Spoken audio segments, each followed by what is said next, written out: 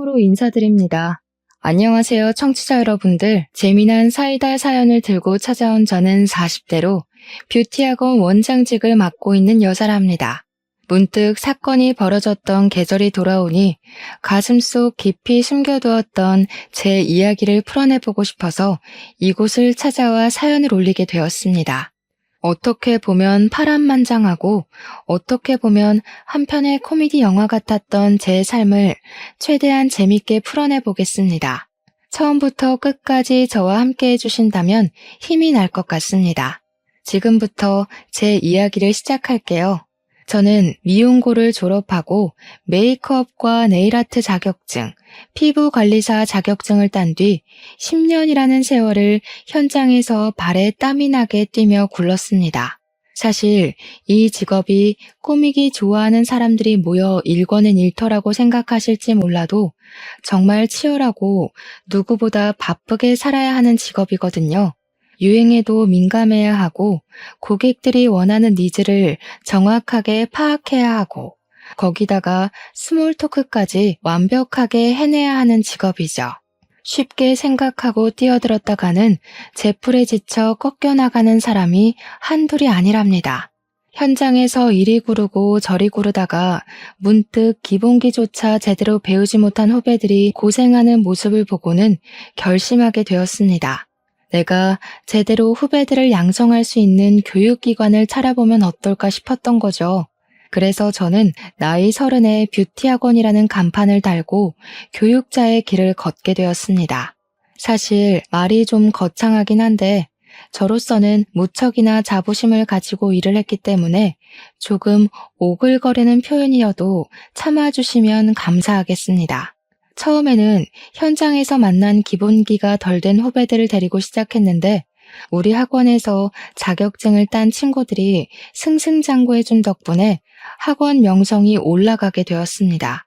물론 제가 꼼꼼하게 가르치는 부분이 한몫하기도 했지만 운빨도 무시 못했죠. 작은 상가 건물 3층 한편에서 시작했던 학원이 지금은 강서구에서 건물 하나를 통째로 쓸 만큼 번창했습니다.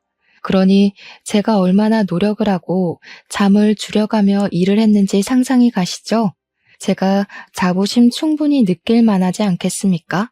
이 자리까지 오기 위해 얼마나 노력을 했는지 지금 생각해도 책 5권은 쓸 수 있을 것 같습니다.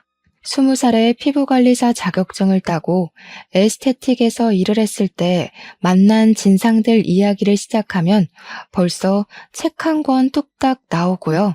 저한테 관리를 받고 뾰루지가 났다고 피부과 진료 비용 몇백만 원을 물어내라고 했던 김포에 사시는 40대 아주머니는 평생이 가도 기억할 것 같습니다. 제 마사지를 받고 어깨 뭉침이 풀리기는커녕 50견이 온 것 같다던 아주머니 또한 말이죠. 피부 관리실에서 일을 하면서도 네일아트 자격증을 땄던 저는 네일아트 숍을 운영하다 망하기도 해봤습니다. 그 숍이 망했을 때는 정말 세상 모든 짐을 다 짊어진 사람처럼 우울증에 빠지기도 했어요.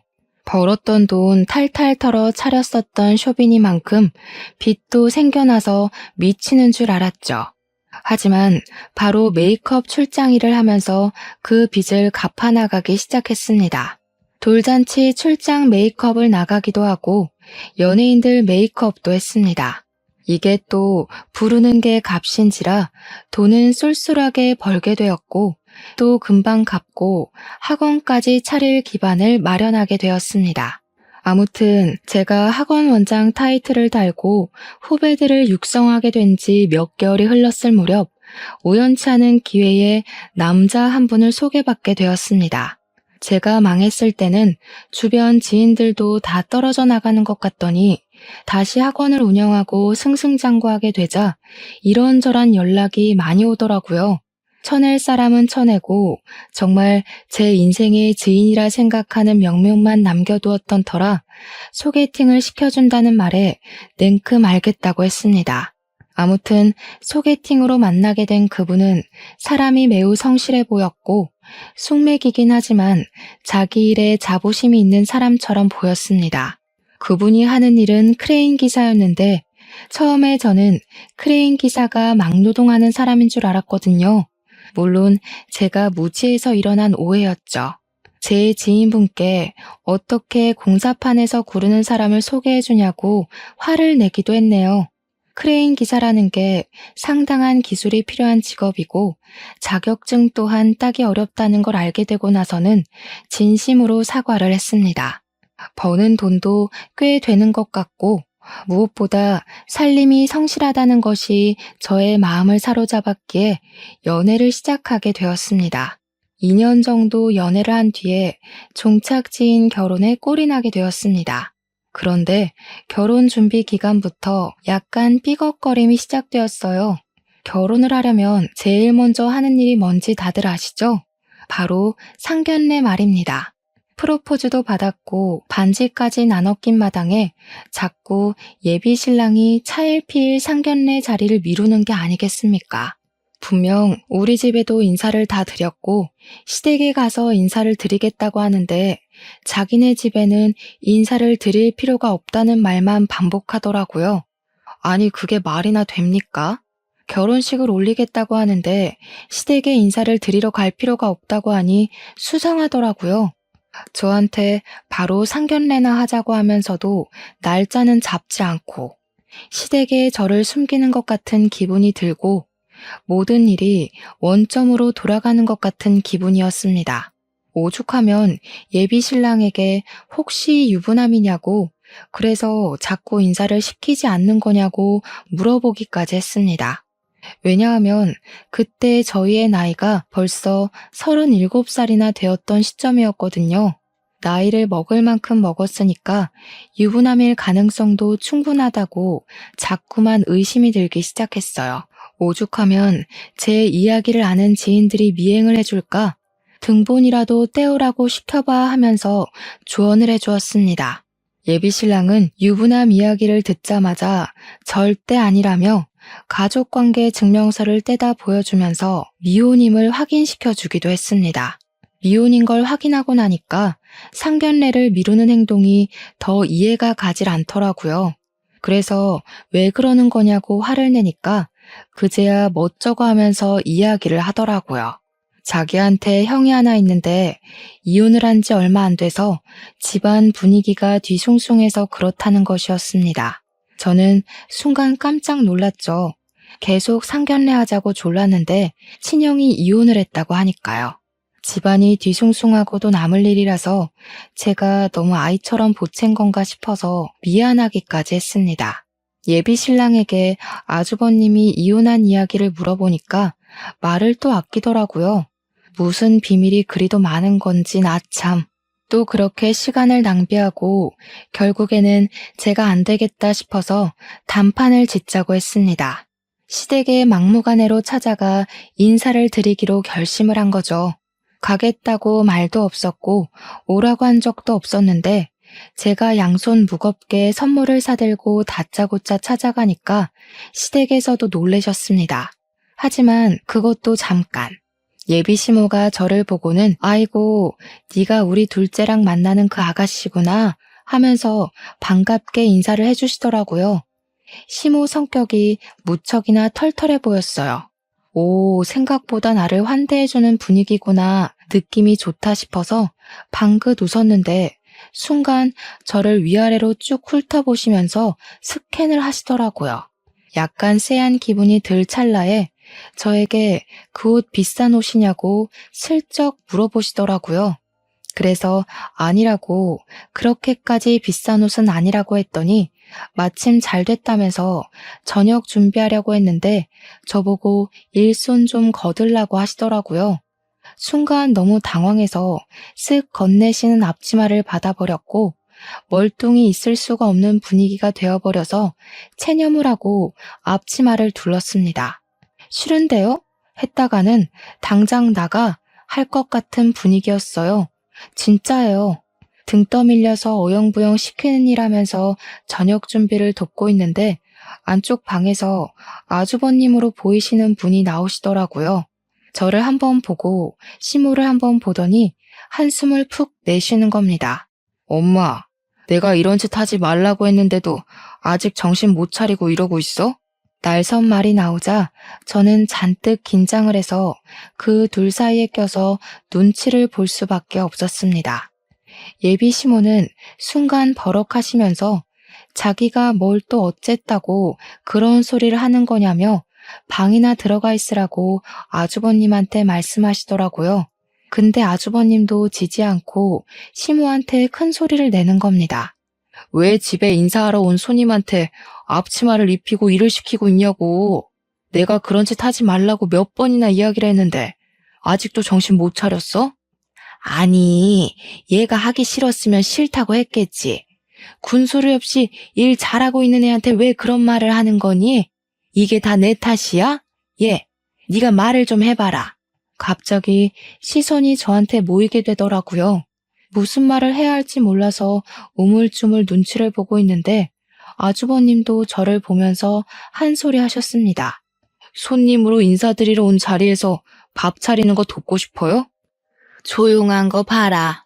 잘하고 있는 애 괜히 들쑤시지 마. 얘도 입이 있는데 당연히 싫으면 싫다고 말을 하겠지. 예비 시어머니가 될 사람 앞에서 면전에 대놓고 싫다는 소리를 어떻게 하겠어? 며느리가 그럴 수 있는 존재라고 생각하는 것부터가 잘못된 거야. 앞치마 벗고 거실에서 TV나 보고 밥이나 먹고 가요. 손님으로 왔으면 손님 대접받고 가는 걸로 합시다. 그러면서 저한테 앞치마 후딱 벗으라는 눈짓을 하시길래 이때다 싶어서 바로 앞치마를 벗었습니다. 뒤에서 시모가 허 하는 소리가 들렸지만 일부러 무시하는 척하고 아주버님 따라서 거실로 발걸음을 디디는데 그제야 예비 신랑이 방에서 나오더라고요. 집에 오자마자 인사만 쏙 하고는 안방에 있는 시부랑 이야기한다고 들어가서 자리에 없었거든요. 예비 신랑은 이게 다 무슨 소란인가 하는 표정으로 멀뚱히 저랑 시모를 쳐다보고 있더라고요. 그러니까 아주버님이 제가 벗은 앞치마를 예비 신랑에게 던지면서 일을 시키고 싶으면 네가 직접 하라고 왜 예비 신부한테 일을 시키냐고 화를 내더라고요. 남편은 아무것도 모르는 채로 무슨 소리를 하는 거냐고 분위기가 왜 이렇게 삭막하냐고 헛소리를 하더라고요. 눈치가 없는 건지 진짜 모르는 건지 어벙하게 굴자 아주버님께서 예비 신랑을 향해 큰 소리를 내셨습니다. 이런 집구석이니까 내 와이프가 도망간 거야. 그걸 왜 몰라? 어떻게 인사드리러 처음 집에 온 사람한테 당당하게 앞치마를 들이미냐고. 손님이면 손님 대접을 해야지. 며느리가 종이야? 그렇게 부려먹기만 하니까 내 와이프가 도망을 간 거라고. 내가 미리 알았으면 이런 일 없게 만들었어. 너 처신 똑바로 해. 그제야 저는 대충 아주버님이 이혼한 이유를 눈치껏 알게 되었습니다. 시모가 전 형님께 시집살이를 아주 혹독하게 시킨 모양이었더군요. 툭하면 불러내서 이거 해라 저거 해라는 기본이고 마트에서 장을 보는 일까지도 모조리 시켰다고 하더라고요. 다른 집 며느리들은 생일이라고 이거 해준단다. 어버이날이라고 해외여행 보내준단다 하면서 비교까지 해가면서 구박을 하고요. 그래도 시자가 붙은 사람이라 대접을 해야 된다고 생각했던 착한 병 말기 전 형님은 처음에 이것저것 요구하는 거 하나하나 비 맞춰주고 했대요. 나중에 제풀에 지쳐서 더는 이렇게 못 살겠다고 정신병 걸릴 것 같다고 이혼만 해달라고 울고빌고 빌어서 아주버님도 사건의 전말을 알게 됐다고 하더라고요.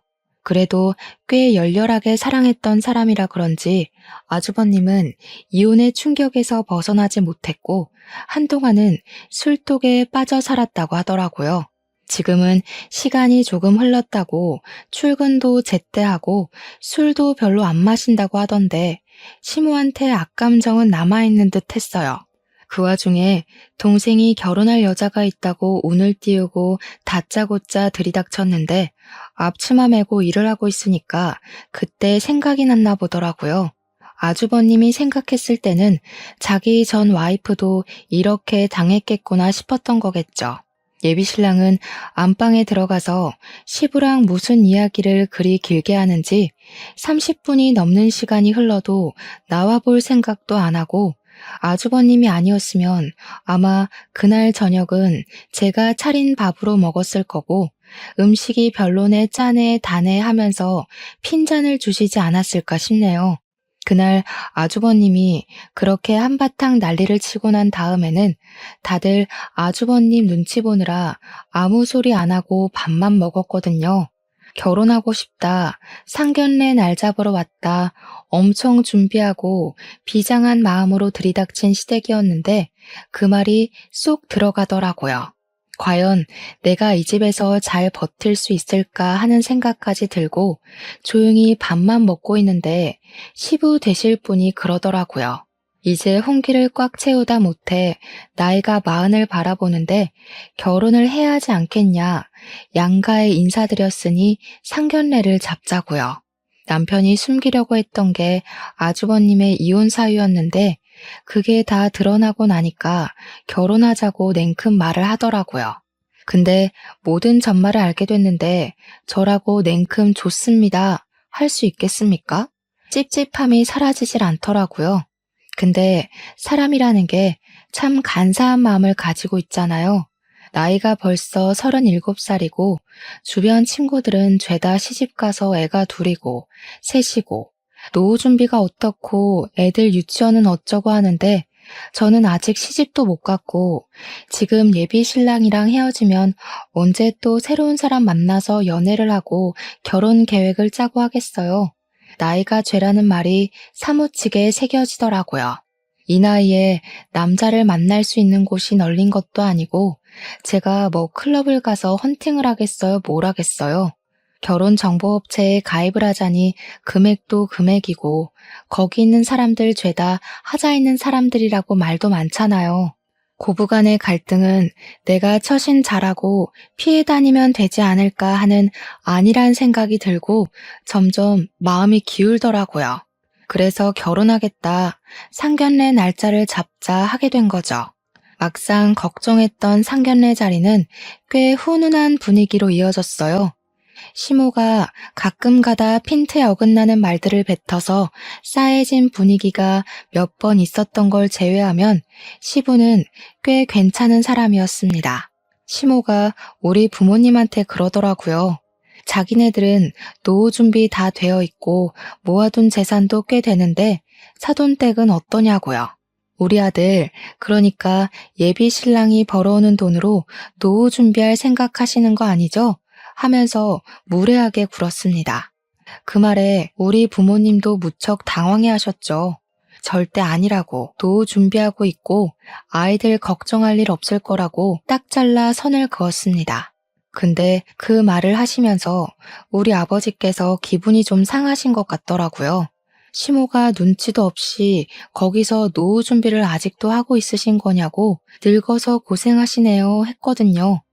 아버지께서 딱 잘라서 아직 정정하기도 하고 일은 할 수 있을 때까지 쉬지 않고 할 생각이라고 이야기를 하니까 시모가 늙어서 여행도 다니고 해야지 하는 겁니다. 저는 분위기를 수습하고자 괜히 하하호호 웃었고 아주버님은 정색하며 밥만 드시고 계셨죠. 시모는 촐싹대는 걸 멈추지 않았습니다. 우리 부모님께서 불편해하는 기색을 보이는데도 눈치 없는 예비신랑은 분위기 파악도 못하고 결혼 이야기만 떠들고 있더라고요. 예단이니 예물이니 신혼여행은 어디가 좋을 것 같고 식장은 여기가 좋겠더라 하면서요. 근데 거기서 시모가 신혼집 이야기를 꺼내면서 아주버님이 살던 집에서 신혼생활하면 되겠다고 거기가 시부모님 명의 아파트라고 하더라고요.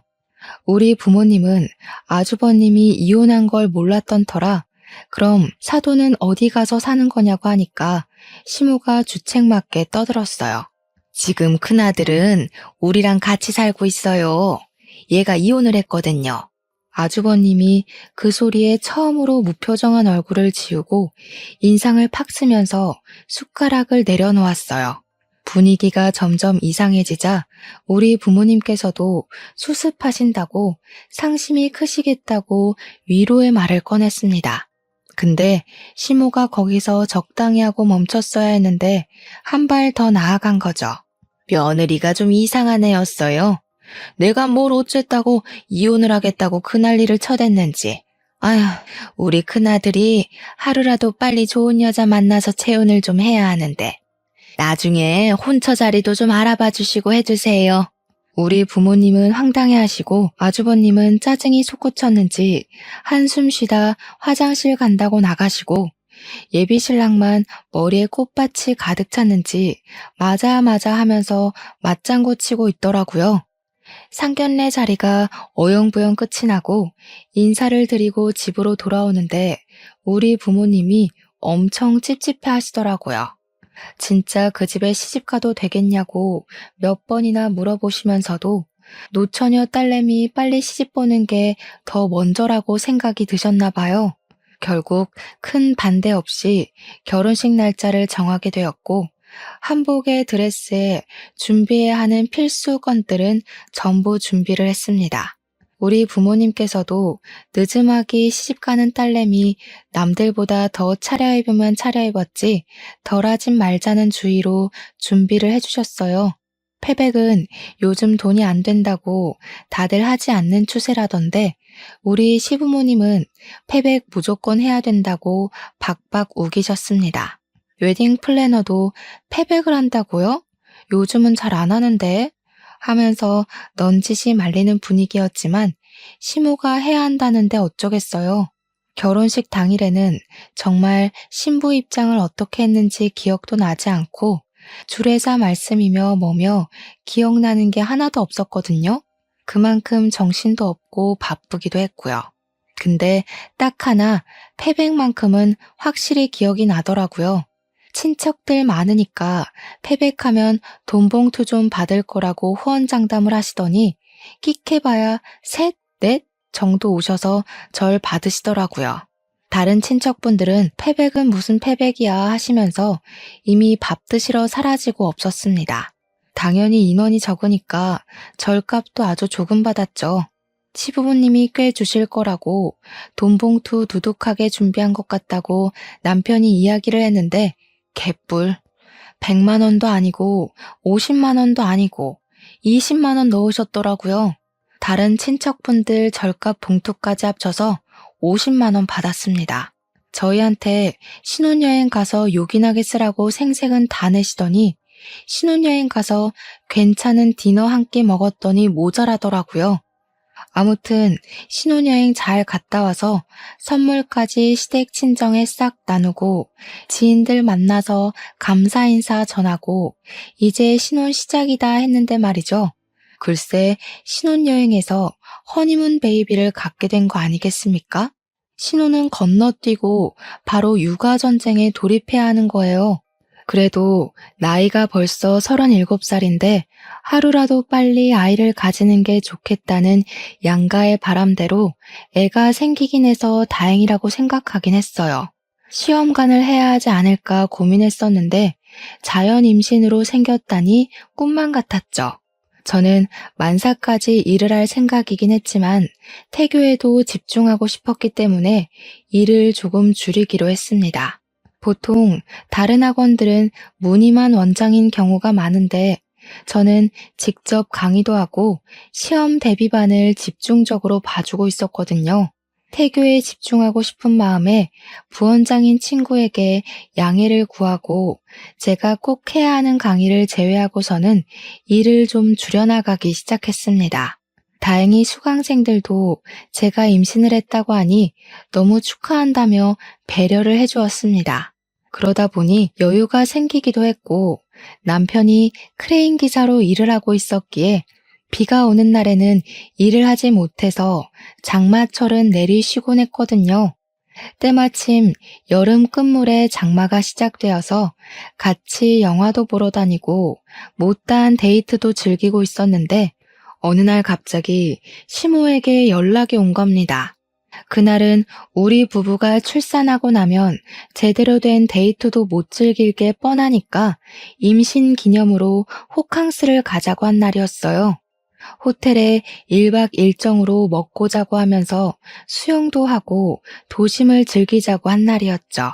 그날 저녁에 호텔에서 쉬고 있는데 시무한테 전화가 와서는 왜 우리 집에 불이 꺼져 있냐고 아직도 바뀌냐고 묻는 겁니다.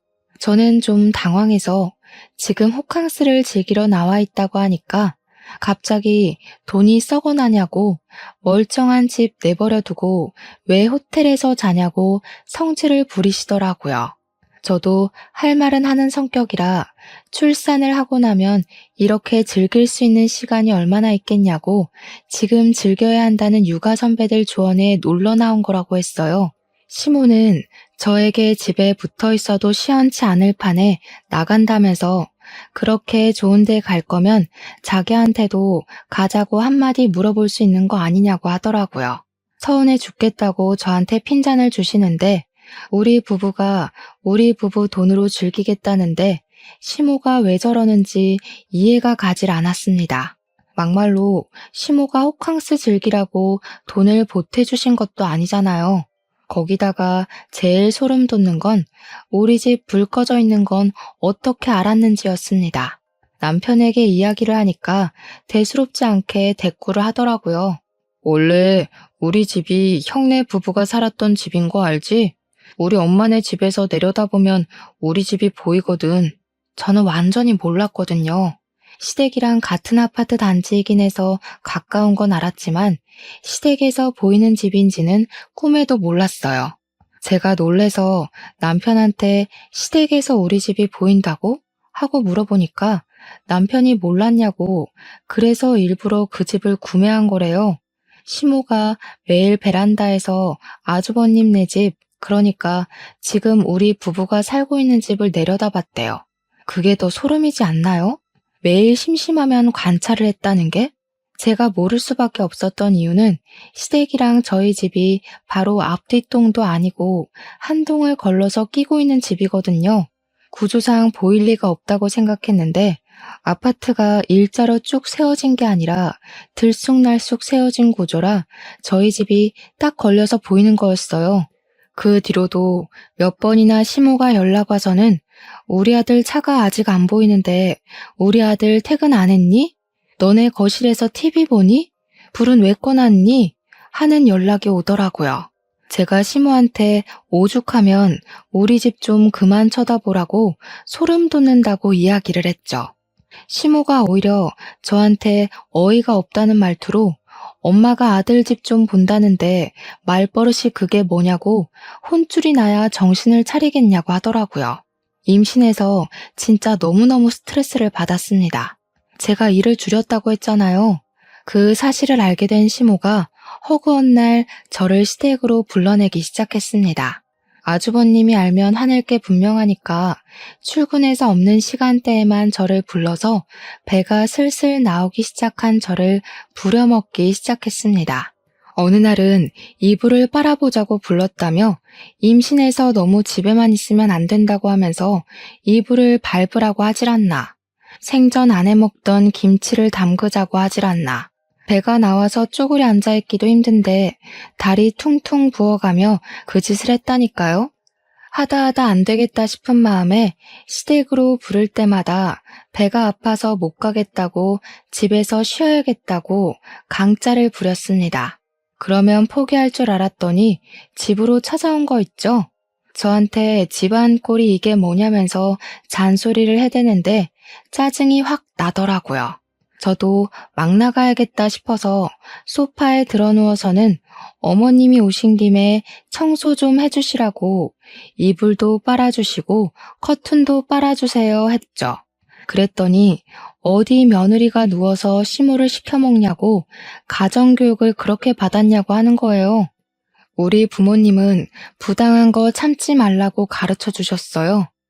제가 다른 놈 씨를 뵌 것도 아니고 어머님 손주 품고 있는데 왜 이것저것 못 시켜서 안달난 사람처럼 구세요? 네가 다른 놈 씨를 뵐 수도 있지.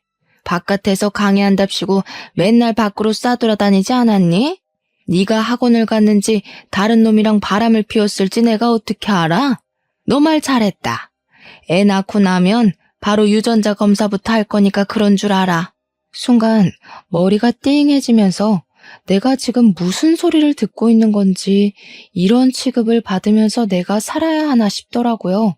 이런 오해가 쌓일 만도 한 게 사실은 시모가 하도 우리 집을 들여다보면서 감시를 해대길래 남편이랑 저랑 밖에서 나가노라도 아닌 척 했었거든요. 남편은 일부러 거짓말로 야근 중이야 하고 저는 불 끄고 자고 있어요 하면서요. 근데 시모가 그걸 일일이 다이어리에 체크를 하고 기록을 해둔 게 아니겠어요? 소름이죠. 날짜를 줄줄 부르면서 이 날짜에는 우리 아들이 야근을 했고 저는 불 꺼놓고 집에 없었던 날이고 하는데 와 미치겠더라고요. 내가 너 바람난 거 다 알고 있어. 내가 오죽하면 날짜까지 체크를 했겠니? 우리 아들 상처받을까봐 그동안 쉬쉬하면서 비밀로 했는데 이렇게 터트린 거 잘 됐다. 뱃속에 애 유전자 검사하는 거다 꼭 후회하지 않으시겠어요? 어머님이 뱉은 말 꼭 지키세요. 저도 당당하고요.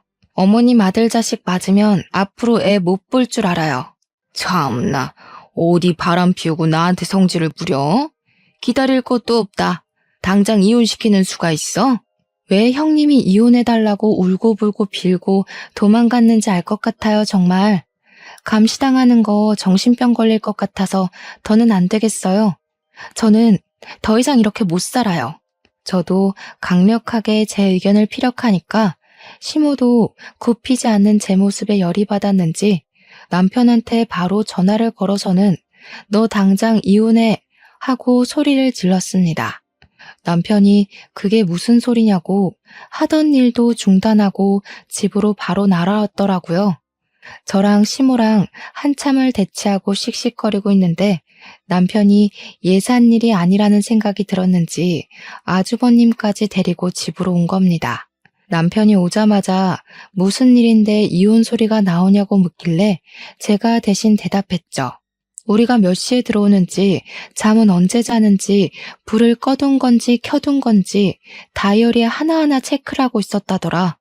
이렇게 감시를 해대는데 소름이 돋아서 너랑 더 이상은 못 살겠다. 그러니까 아주버님이 말 끝나기도 무섭게 아직도 그런 짓을 하냐고 버럭하더라고요. 자기 이혼시킨 것도 모자라서 동생까지 이혼시키고 싶어서 그러는 거냐고 사람이 왜 반성을 하지 않냐고 했어요.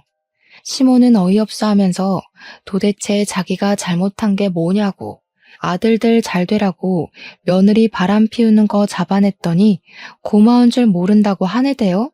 근데 더 황당한 건 우리 남편이 저를 쳐다보면서 너 바람 피워? 라고 하는 겁니다. 아니 이건 또 무슨 소리인지 머리가 지끈거려서 남편한테 말을 했죠. 무슨 소리라는 거야 진짜. 당신이랑 밖에서 데이트하고 온 날 가지고 지금 그러는 거라니까. 당신이 어머님한테 야근한다고 거짓말치고 나랑 영화 보고 데이트한 날 가지고 내가 바람 피우는 거라고 오해하시는 거라고. 근데 남편은 바람이라는 단어에 꽂힌 건지 뭔지 저를 못 믿겠다는 식으로 구는 겁니다. 시모가 말했던 땡월 땡일에 자기가 야근했던 것 같다며 저보고 어디를 갔다 온 거냐고 묻더라고요. 남편까지도 저를 몰아세우니까 시모 기세가 정말 등등해져가지고는 저한테 유전자 검사하자고 소리를 버럭버럭 질렀습니다. 진짜 멍청해도 끝이 없지. 우리 뱃속의 아이가 허니문 베이비라는 사실은 완전히 까먹은 것 같더라고요. 저도 화딱지가 나서 싫다고 마음 바뀌었다고 어쩜 나를 못 믿을 수가 있냐고 유전자 검사 안 한다고 강짜를 부렸습니다. 그랬더니 남편이 한다는 소리가 혹시 모르니까 확실하게 하는 게 좋겠다고 유전자 검사를 하자고 하는 거예요. 저한테 좋은 게 좋은 거 아니냐고 친자가 맞으면 좋은 거고 아니면 이혼하면 되지 않냐고 저를 설득하는데 순간 제가 완전히 부정당하는 기분이 들었습니다. 오죽하면 아주버님까지도 남편을 정신 나간 놈처럼 바라보더라고요. 제가 결국 제풀에 지쳐 이혼하자고 짐을 싸서 친정으로 가겠다고 했어요. 그러니까 시모가 적어보라고 회피하는 게 완전히 여우라고 손가락질을 하더라고요. 쫄리니까 도망가는 거 아니냐고 저를 몰아세우는데 눈물이 다 날 것 같았습니다. 아주버님이 시모한테 정신 나간 거 아니냐고 임산부한테 별수를 다 한다고 제 편을 들어주는데 남편은 뭐 하는 건지 참나. 그날로 친정에 짐 싸들고 가버리고 이혼하자고 서류를 남편에게 보냈더니 노발대발하면서 절대로 이혼을 못 해주겠다는 겁니다. 친정에서 푹 쉬고 마음 정리하고 돌아오라고 이야기를 하는데 도대체 제가 정리할 마음이 뭐가 있겠냐고요. 유전자 검사 의향을 가지고 돌아오라는 소리밖에 더 되겠습니까? 참 불행하게도 제가 스트레스를 너무 많이 받았는지 글쎄 아이가 조산으로 태어나게 되었습니다. 소위 말하는 팔싹둥이로 10개월을 다 품지 못하고 8개월 만에 아이가 태어나게 된 것이죠. 바로 인큐베이터로 아이는 들어가고 저는 병원에 몸져 누워서 끙끙 앓고 있는데 시모랑 남편이 왔더라고요. 이것 봐. 10개월 뒤에 나와야 할 아이가 왜 8개월 만에 나왔겠어? 너 결혼 전부터 임신한 상태로 속이고 결혼한 거지? 남의 아이 가져놓고 순진한 우리 아들 속여서 결혼한 거잖아. 당장 이혼해.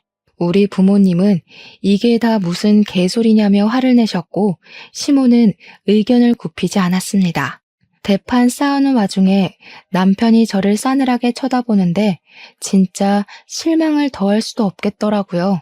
저는 그냥 지쳐서 도장을 찍어주었고 이혼 서류를 제출하게 되었습니다.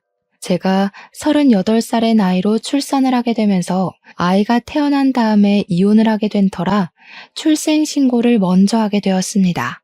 남편이 자기 자식이 아닐 수도 있는데 왜 자기 자식으로 호적에 올려야 하냐면서 난리가 난 거죠. 제가 지쳐서 네 자식 맞는다고 유전자 검사해주겠다고 하니까 남편이 그런 것도 다 조작할 수 있는 거 아니냐고 콧방귀를 끼대요. 제가 콩 심은 데 콩 나고 팥 심은 데 팥 난다고 이야기를 해줘도 들을 것 같지 않아 보였습니다. 나라법이 그런데 어쩌겠냐고 네 자식 맞으니까 인정하라고 몇 번을 이야기를 해도 듣질 않더라고요. 조리원에서 몸조리를 하고 친정에 돌아와 독박 육아를 시작했는데 시댁에서는 그때까지도 자기네 자식인지 아닌지도 모르는 마당에 왜 자기네 성을 따라야 하는 거냐고 하더라고요. 호적에 어떻게든 한번 올려보겠다고 이혼을 미루고 미룬 거 아니냐고 화를 내는데 진짜 이 사람들이랑 무슨 이야기를 하나 싶었습니다. 저라고 그 집 호적에 올라가게 내버려 두고 싶었겠어요? 나라법이 그렇다는데 어떻게 합니까? 애는 하루 종일 울지 제 학원은 부원장에게 일임했더니 일을 거지같이 했는지 학원생들이 우수수 떨어져 나가지. 저한테 허락도 맞지 않은 상태로 무슨 이벤트를 열었다가 재정에 구멍도 크게 내고 학원 월세며 직원들 월급이며 나가야 하는데 돈은 모자라서 대출을 받아서 할 지경까지 이르렀어요. 그런 생활이 6개월이나 지속이 되니까 제 몸이 안 아픈 데가 없고 정신도 피폐해졌습니다. 애를 어린이집에 보내놓고 다시 일선에 뛰어들어야 하나 고민을 하고 있었습니다.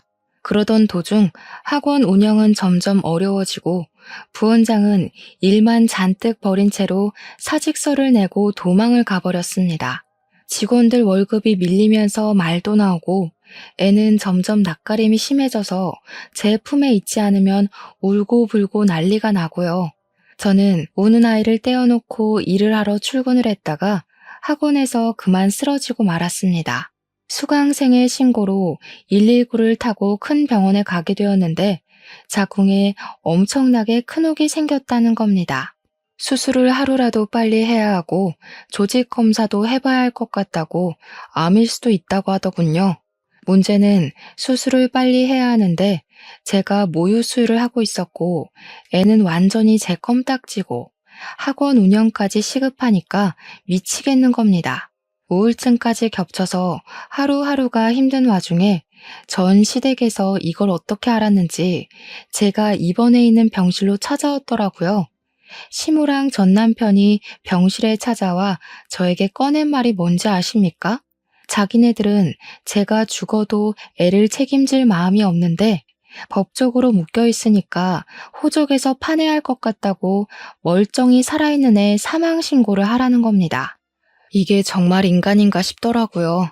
제가 죽으면 어쩔 수 없이 떠안아야 하는 거 아니냐면서 자기 자식이 맞는지 아닌지도 모르는데 왜 책임을 져야 하냐요? 제가 죽기 전에 사망 신고하고 죽으라고 아니면 전 시모가 직접 하겠다고 하더군요. 말이 되는 소리를 해라 좀. 멀쩡한 내 자식 사망 신고를 왜 하니? 너 암이라며. 너 죽으면 뭐 애는 내가 키워야 하니?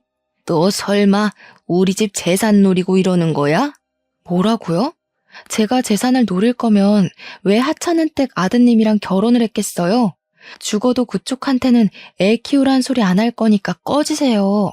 듣던 중 반가운 소리다. 그런데 법이 우리한테 불리하니까 사망 신고를 하라 이 말이야. 키우라는 소리 안 하겠다는 각서라도 쓸 테니 제발 내 눈앞에서 꺼지라고. 그 말이 끝나기 무섭게 변호사 사무실에서 조언받아 만들어 온 각서라면서 저한테 종이 한 장 들이밀대요. 애를 책임지지 않겠다는 그런 내용이었고 저는 피곤해서 지장을 찍어주었습니다. 어길 시에는 애 사망 신고에 동의하겠다는 내용이었습니다. 저는 친정 부모님의 도움으로 수술을 무사히 마칠 수 있었고 3개월 동안 꾸준한 회복을 거쳤습니다. 그 이후에 학원 건물을 이사하게 되었어요. 원래는 4층짜리 건물 한 채를 통째로 쓰고 있었는데 회복이 더 필요하고 육아도 해야 했기에 큰 학원을 운영하기가 벅차더라고요. 중간에 인수하겠다는 사람이 나타나긴 했지만 가격을 후려치려고 하기에 그냥 작게 옮겨서 운영하는 게 낫겠다 싶었습니다. 처음 시작할 때만큼 작아진 건 아니었지만 건물 2개의 층을 쓰면서 예전처럼 운영하기 위해 노력을 했고 서서히 안정을 찾게 되었습니다.